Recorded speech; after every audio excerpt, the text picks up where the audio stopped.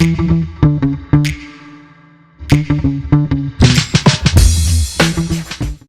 on the show today, on the other side of this here microphone, it's JP Michel, and here is why he is awesome. He is the founder of SparkPath, an organization founded to help students change their mindsets to help them create extraordinary careers. They just have to explore the real world challenges that are inspiring them. Oh, we're digging into that. He's also created something called challenge cards, which I'm super curious about. He has a master's in organizational psychology. Get this, his Twitter handle literally says JP Psychology, so there's something to it. He's a TEDx speaker and a recipient of the 2017 Outstanding Career Professional Award from the Career Professionals of Canada. And here he is. Hello, JP. How are you doing today? I'm great, Russell. How are you? I'm delightful, sir. Thanks.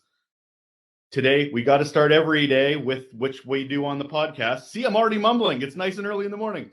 What's your best or worst employee experience, sir? Wow, best or worst employee experience? I think, one of the companies that I joined had a big expertise on assessment. Okay, so professionally, they assess the skills, competencies, personal attributes of emerging leaders, and then they got to apply all of that to their own internal hiring practices. So what's the gift that you get after going through that process? You boost your level of self-awareness. So you get a lot of data and language about who you are, which really helps with the onboarding. So I'd say it's a positive experience for me because it was like really rich language and insights about like, well, who are you? Where are you now? And how can we use that towards where you're trying to go? And that was positive. What blew you away out of that experience? If you're sitting there going, damn, I didn't know I was this, or anything to that? Well, to put it in context, I was 27 about at the time. And one of my weakest areas in terms of performance was called planning and organizing. And I had been in denial about this for 10 years. There were messages coming at me that communicated that very clearly, and I missed it. My grade 3 teacher told me, you're great at starting projects and you struggle to finish them. That is still true today. But there was a long period of life that I was in denial about. But I got that data articulated very clearly in a way that I could understand, in a way that I could finally see and acknowledge during that assessment process, which allowed me to change the way that I worked. One example of that is when I have meetings with people, I need to artificially add structure that I don't usually think about doing myself. What is structure in a meeting? An agenda, action items at the end. It seems really simple, but I changed my mind on this so much so that other people perceived me to have higher levels of planning or organizing that I really had. I was just cheating. I was just adding structure in a process to mitigate my weaknesses. It's funny which tool, that's such a personalization thing. Tools are essential, but so many people just go through and float through work and get frustrated and angry that they're not getting what they get because they're not identifying which tools they need. So that sounds like a great superpower, man, at least for your own sanity anyway. Thank you. I need a lot of those tools. All right, JP, you're a career development guy. You're a psychology guy. Why do you think this was an area that needed focusing on? This has certainly been something you've dedicated your whole life to. Yeah, well, one crucial experience I had professionally was watching emerging leaders being assessed the same way that I was assessed when I was hired at that consulting company. So we worked with human resources department, that they were going through this process of building their internal talent pools. So maybe they want to assess 10 leaders and find out which one of these should we invest more time and energy in, which one of these leaders is ready for the next step. And a classic example was the smartest engineer on the team. So put yourself in the shoes of that person, the smartest engineer. They were typically very good at solving technical problems on their own. That company saw that person succeed, solve a lot of problems. We said, oh, you know what? You're ready for the next level. A completely different job, team leader. And for some engineers, this was their first experience, like communicating at that level, thinking about different sets of problems. They had to stop being the best person at solving technical problems and now help a team solve a problem together. And some of them struggled. They weren't able to do that at all. They weren't able to let go of, the past job description they had. But some of them thrived. They completely changed their approach. They focused on a new challenge to solve. And as I was seeing leaders transition to new challenges to solve, better challenges to solve, being adaptable, I thought, you know what? This adaptability, this is the opposite of what we're teaching in schools. When it comes to career development in schools, kids tend to be asked, what do you want to be when you grow up? The answer to them in their mind is picking one job title for the rest of their lives. That's scary. Everyone listening to this knows that wasn't the case in the past. It's not the case today. And it's not in the case in the future that they'll have to lock into one job title forever. Instead, it's my belief that they'll work on several different challenges, problems, and opportunities over their lives. Things like improving mental health. You've worked on improving the customer service experience. You've worked on improving the employee experience. There's so many problems to solve in the world. And I thought, you know what, if we can bring this message to young people, we can completely change their outlook on their future so they'll be much better prepared and much more excited about what's to come. I love the idea of understanding something by first figuring out its opposite. So before I ask you what exactly is a challenge mindset, what are you feeling that the mindset that we're promoting is now? Is it just that singular, you can only be one thing? Is it like, what is it what problem are we trying to fix in the way people are thinking? Yeah, I would call it the job title mindset. My entire field of career development has been anchored by the job title. It's been the point of exploration for the labor market. My entire field understands the labor market through the lens of job titles, not companies, not labor market problems to solve, but job titles. And that's a very, singular, limited way of looking at the world. It's necessary. I'm not eliminating job titles anytime soon. That's another conversation.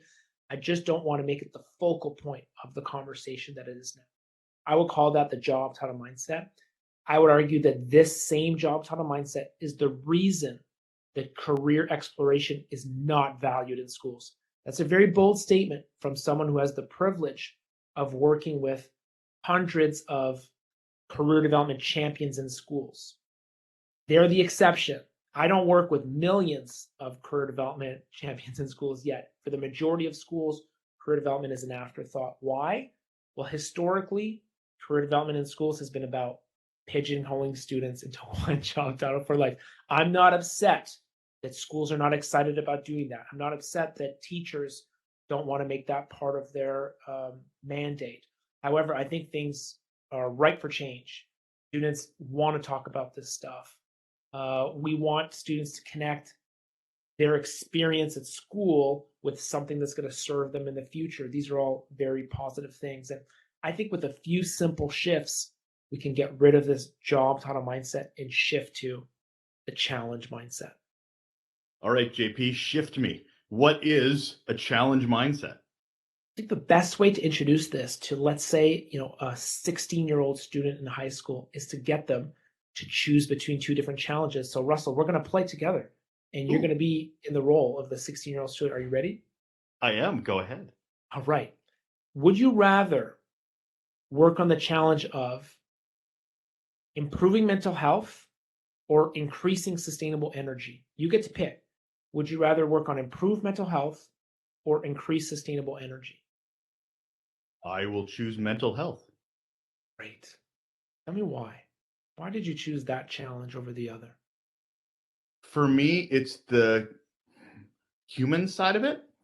One of the biggest things that drives me is the relationship building, hence the name of the podcast. I really enjoy that interaction with human beings, connecting with them, understanding them, trying to help them. In contrast, the energy option felt very nebulous. It felt very, it's a problem. I'm not saying it's not, but it doesn't have a personal human side to it, obviously, in an obvious way. Great. Thanks for sharing why you picked it. To me, that's my favorite part, is listening to why people picked on challenges. So if you can imagine my world now, I get to work with what I call dream enablers. These are career counselors, career advisors, post-secondary, college, university, or high schools. And one of their expertise is listening. So for them, when they hear you speak, I'm going to play back what they hear. You ready? Sure. The first words you said was "for me." Oh, great. Russell's looking inward. So that's one of their expertise. They want people to look inward, right? And then you mentioned something that you care about. I like the human side. Okay, these are part of your values. And then you start talking about relationship building. That's probably one of his skills and ability of strength. And then here's what I enjoy. Here are your interests. Summarize, this is the raw material of career development. Story, skills, interests, values. And we had a conversation about that in direct connection with a labor market opportunity, right? So you're looking inward, you're looking outward at the same time. And that's what these dream enablers are doing to change the way that students are looking at the future. So they show them challenges to solve. They help students pick. Then they help them make meaning out of their choices. And that surfaces all sorts of important information about them. Can I tell you what happens after that? Please do. They build a roadmap. Okay, so if you chose improved mental health as a 16-year-old, next we're going to research what organizations are working on that now. You could point them to the public sector, private sector, nonprofits, Headspace, an app on their phone. Like, there's so many different organizations working on that. Who are the people who work there? We're going to find them on LinkedIn, on the company websites. Then all this entire thing is going to come to life, their profiles. What did they learn to be able to do that? Okay, now we're thinking about post-secondary options. We're thinking about things that I can do on my path to get to where they are. I call this flipping the model, because when you start with challenges and go to companies, people, and learning, you're doing it the opposite way of the traditional way. Traditionally, that 16-year-old student would be asked, what's your favorite class? And then that favorite class would lead to a major that hopefully leads to a job that has some connection, because people love the linear way of looking at careers. And then they beg for someone to hire them after they graduate. And then down the line, 5 years in, then they realize, what's the problem I'm actually trying to solve? And maybe you end up there and your employee experience is that, I love the problem I'm trying to solve. Or not. Maybe you end up there and there is no purpose, there's no connection for you behind the why of the company, and you hate it there. And it doesn't matter what perks an employer offers you, there's no purpose, there's no connection. The sad part is it took you so long to get there. And my change is, what if we start there? What if we started with challenges first? What difference could it make? What benefit do you see for those with a challenge mindset once they get into an organization, both for them and for the organization itself? I really think this is an even better employee development tool than a career development tool. Here's why. Russell, when you're hiring, who do you want? Do you want the let's say it's a young person. You're hiring an early career professional. Do you want the person that shows up and says, hey, can you send me that job description again? Like, Russell, what am I doing today? What do I do tomorrow? Like, what am I supposed to do? Or do you want the other person? She's asking, okay, what's the problem we're trying to solve? How can I contribute? She's proactive. She understands the bigger picture. She can make suggestions, recommendations, try out things. I want the second person. First person is very hard to manage and to lead, and they need to be force-fed everything. I want the proactive person who sees the bigger picture, because I think they're going to have a bigger impact. How have you seen this change in those you've worked with when it comes to that light bulb moment for them? Because I'm hearing confidence. That's what I'm hearing, is that it actually embeds confidence in people's next steps. Am I hearing wrong? Is there anything else I'm missing?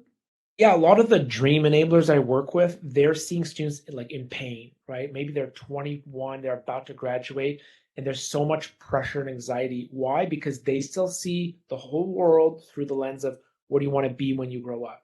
I haven't picked that job title. I have no idea what's going on. And they're in pain. So the first thing that they do with these challenge cards is they help students feel relief. Oh, I don't need to pick one job title. I can work on several different challenges. I get to choose challenges that interest me. So relief is the number one thing that I'd say that these folks are feeling. And I should tell you that I built a company called SparkPath to fuel this mission that we're talking about. And it just so happens that I chose to help dream enablers who help students. However, we have a lot of career coaches that use our same tools that work with mid-career level professionals.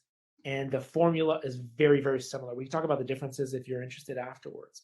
So I will share a lot of examples of students to make this come to life, but it doesn't mean it doesn't work for anyone at any age.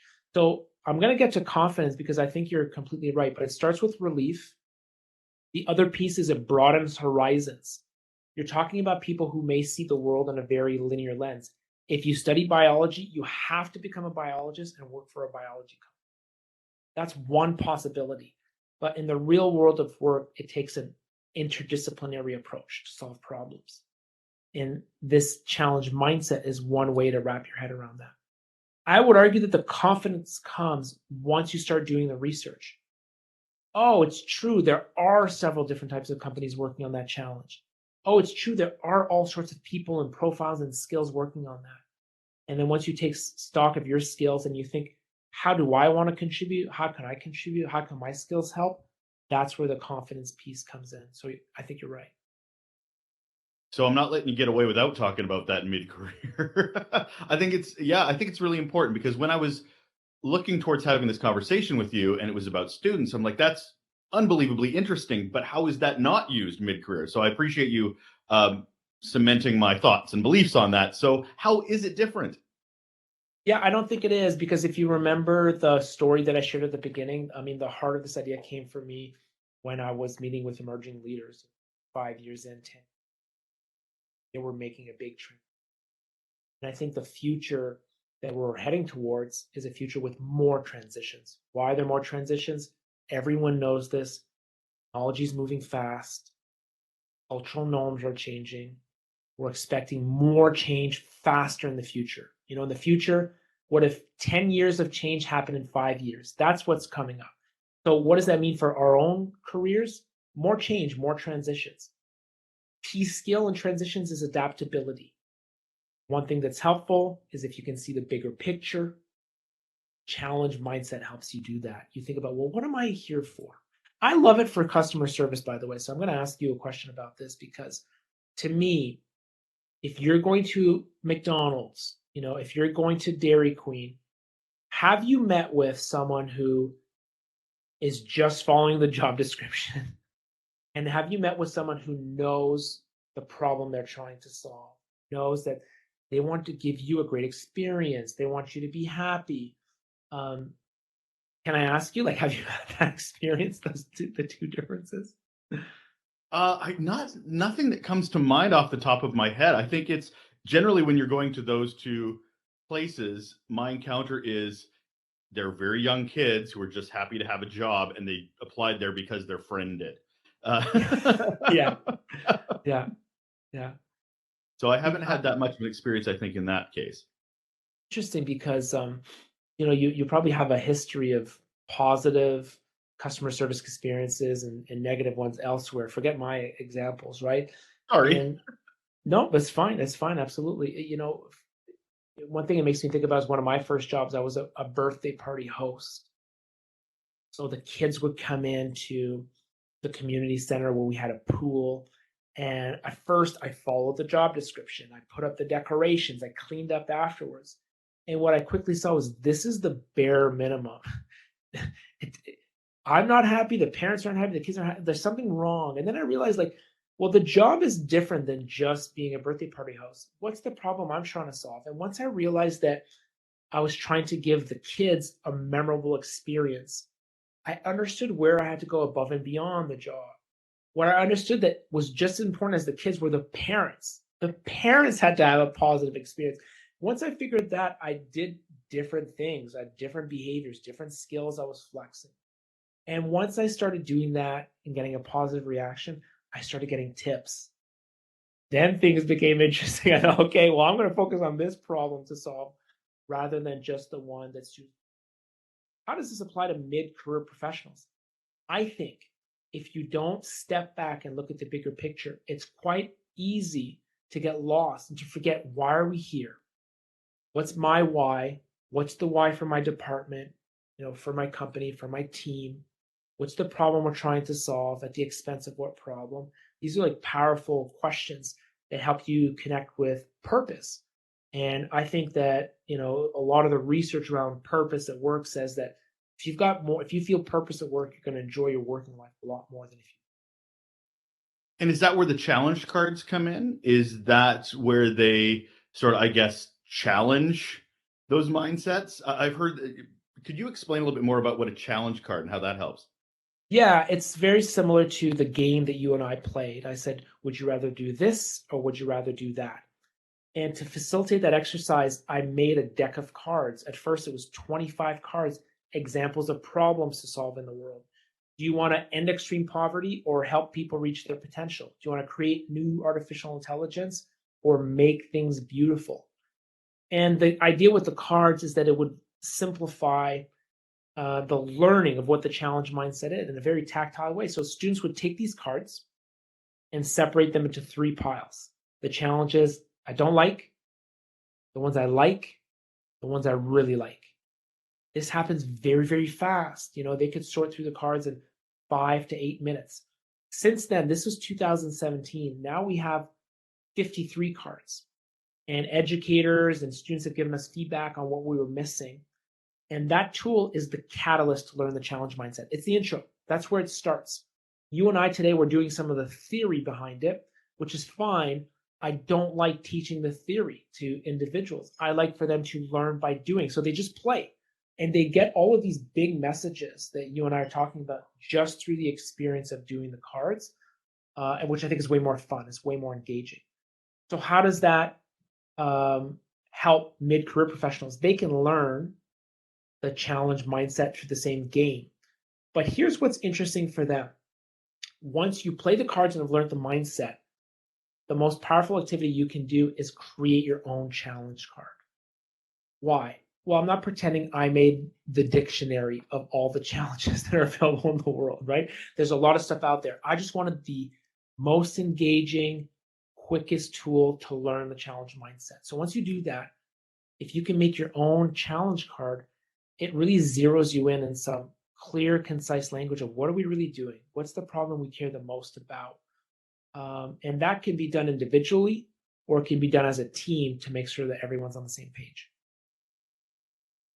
I just want to be clear here. Are we talking about challenges and identifying them, or are we talking about overcoming particular challenges? I like just identifying challenges, identifying, I like to use the word challenges, problems, or opportunities. I started with the word problems to solve. And my wife said, no, that is way too negative. You're a much too positive person. So I went to challenges. Even that language, some folks tell me, no, it's not challenges, it's opportunities. I think all 3 are fine. And I've given you some examples on this call, right? It could be one of my favorite challenges in the deck is foster understanding and respect. So that would be one example. And the overcoming part, I use a different word, Russell. I think overcoming is fine, but some of these are unsolvable in the sense of there's no real endpoint. So the word I use is contribute. How can I contribute? Contribute to solving it, contribute to working on that, improving it. And then contribute makes you think about the knowledge, skills, and experience you bring the table to make the world better, right? A lot of students say, I want to make the world better, but it's too broad, right? You want to zero in on something more specific. So that's why I use the word contribute. What are the challenges to having a challenge mindset? Is it a resistance to doing something different? I'm also kind of curious about the cultures that people with a challenge mindset are trying to enter, and maybe they're not as welcoming. So, what's your experience with that? Well, just after our call, I'm training a group of these dream enablers in the Northwest Territories. They're a fascinating group because they work with Indigenous students with unique challenges, and they're traveling to remote communities. Imagine some of them don't have internet. So what we're working on together is, how do you pitch the challenge mindset? Meaning, for every student issue that you might face, how do you explain that the challenge mindset might help? So it's forming that language. So I'd say that that's the first thing to get right as a dream enabler, is you want to make the person understand that doing the challenge cards, using the challenge mindset will help. Here's how. Just to earn that person's confidence to go out and do these exercises. That's the number one thing I'll say about issues, of using the challenge mindset. How do you pitch it? Then there's a bunch of other questions we can get into. But to answer your second question about culture, that's a great one, because once you find companies that you want to work on, you quickly realize that their cultures are very different, and how you fit to each one um, uh, is depends, right, on what you're looking, how you're looking to live. I'm writing the book about the challenge mindset now. The working title is "The World Needs You," which is one of the key messages I want students to get.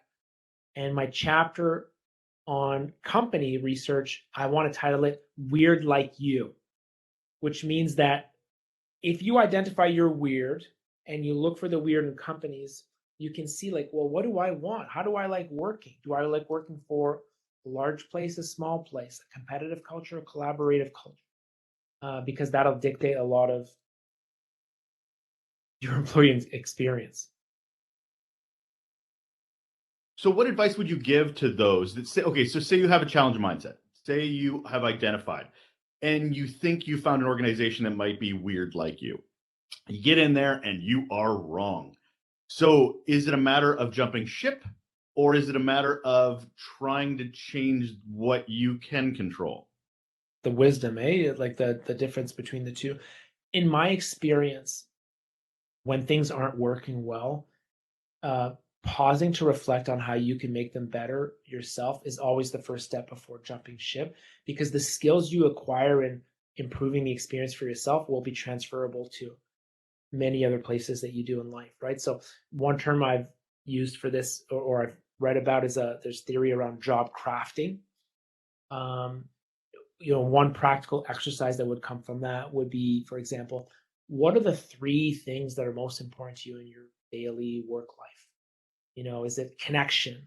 Is it creativity? And maybe action.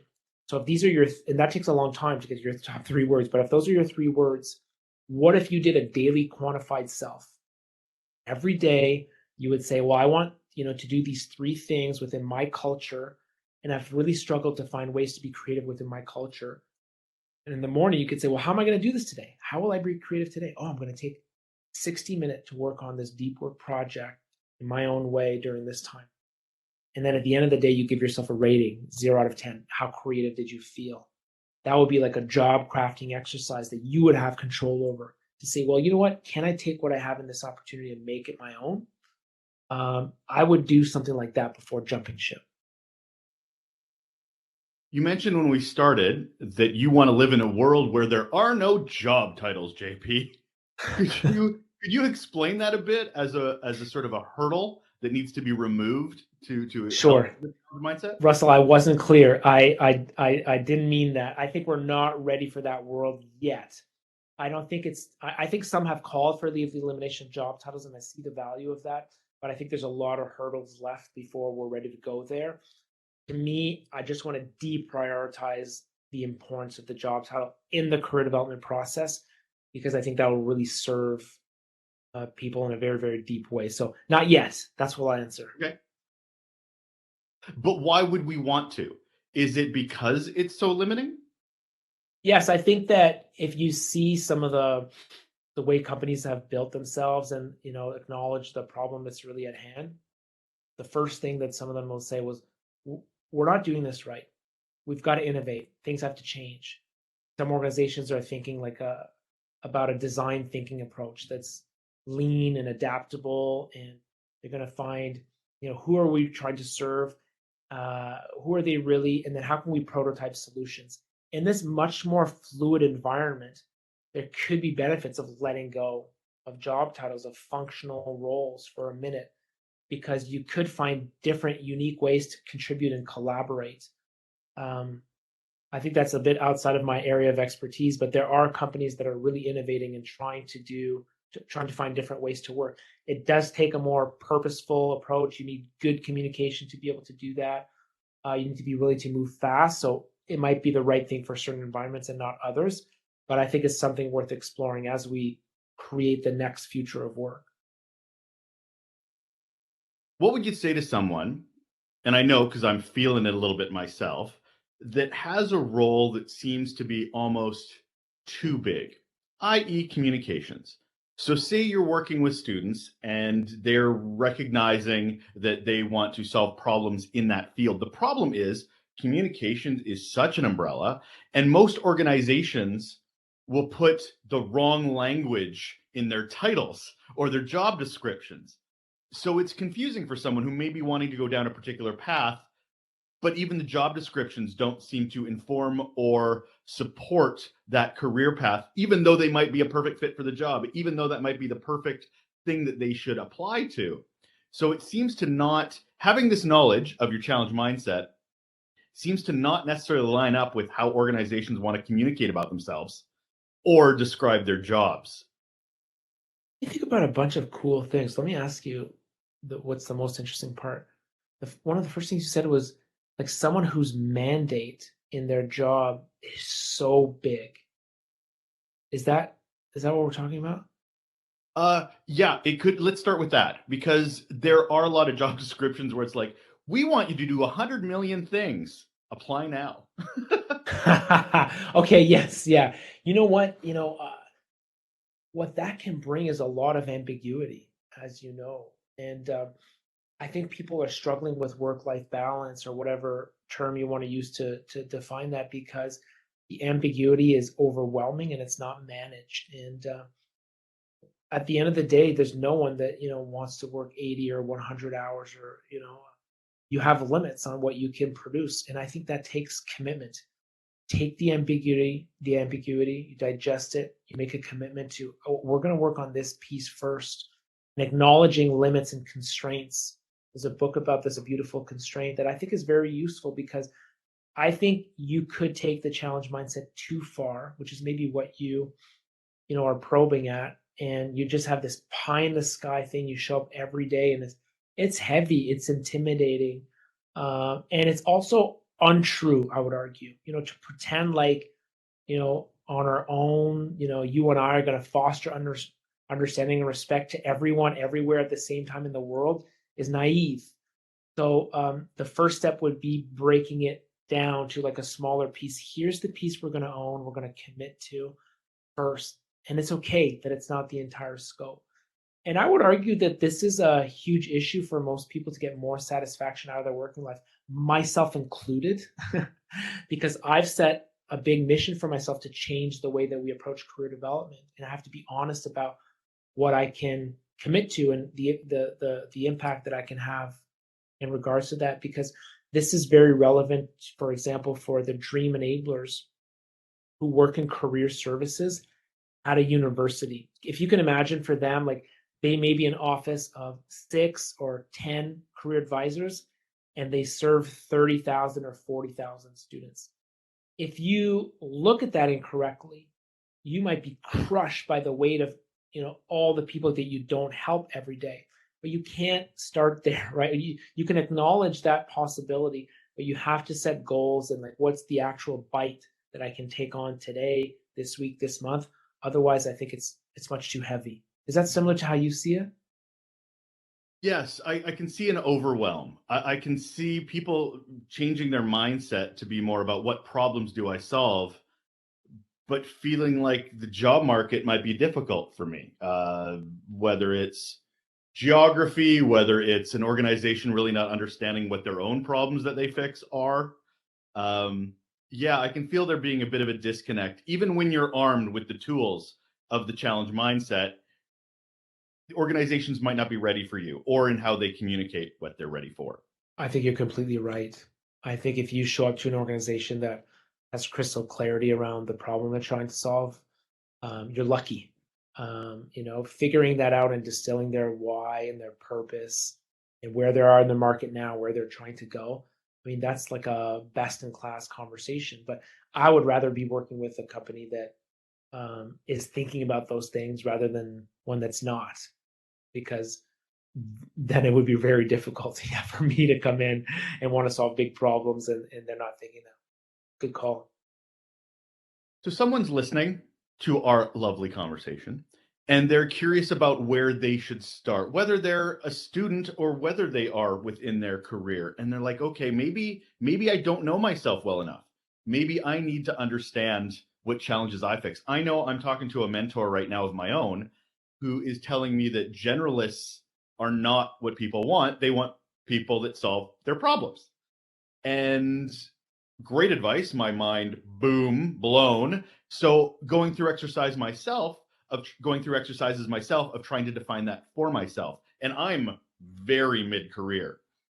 So what would you say would be the next steps from your experience, your challenge mindset? Because a lot of people in my experience are not going to university going, can you talk to me? Because as you said, they've got enough students to deal with. They don't need me coming off the street. So what are the first steps someone can take to understand themselves to go down this path? Traditionally, the first step that people take is to do self-awareness. That means take stock of your interests, values, strengths. Russell, I don't want our listeners to do that. This is what traditionally our field is based on. But here's why I push back. The person who's listening who feels stuck, I don't want to crystallize their current state.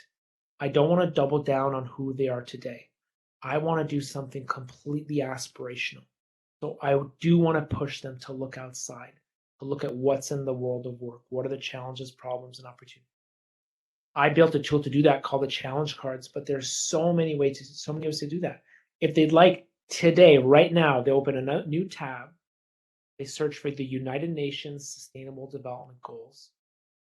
They pick their favorite one, just like you did before. I asked you to pick between two. They're going to pick, one of the, I think, 17 goals.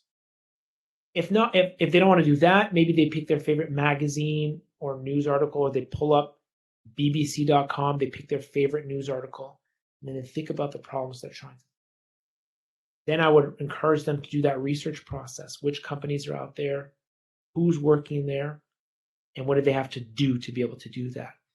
I love the idea of informational interviews, to go and ask these folks, hey, like, what are you learning? Okay, in your company, they value specialists over generalists. Okay, good. And taking stock of that information. So that's a lot of data from the outside. Then, once you're armed with all this information that inspires you, then you go back inside and say, well, who do I want to become? Contribute to this challenge that I'm thinking about. This is an aspirational story.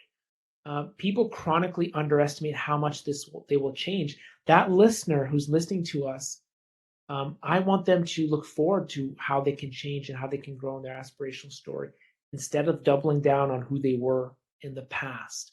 And I think that looking outwards to problem solve is a gateway, a great way to do that. And that would be my recommendation. So I'm going to ask you the big question to wrap it all up, JP.